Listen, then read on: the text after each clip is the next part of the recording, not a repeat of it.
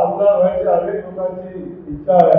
काळजी करू नका, भविष्यात त्यांच्याही इच्छा पूर्ण होतील. कारण देवाभाऊला वेगळी शक्ती आहे आणि ती शक्ती सगळ्यांचं समाधान करणारी.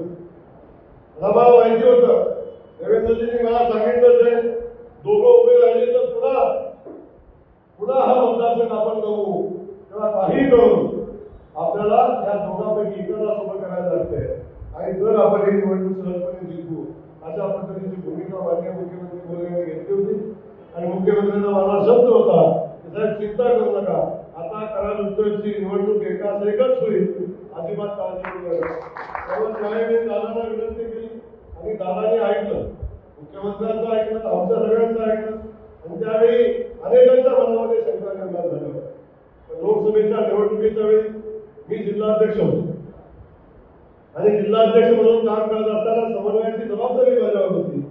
किंवा एका बाजूला धैर्यशीलता, एका बाजूला मनोज दादा, दुसऱ्या बाजूला पण अतुल बाबा.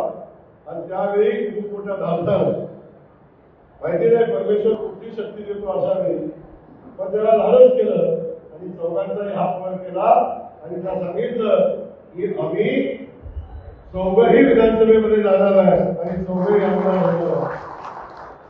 आणि खऱ्या अर्थानं जेव्हा आपण प्रामाणिक भूमिका घेऊन काय भूमिका घेत असतो तेव्हा परमेश्वर आपल्या पाठीशी उभा राहत असतो, देवाभाव आपल्या पाठीशी उभा राहत असतो.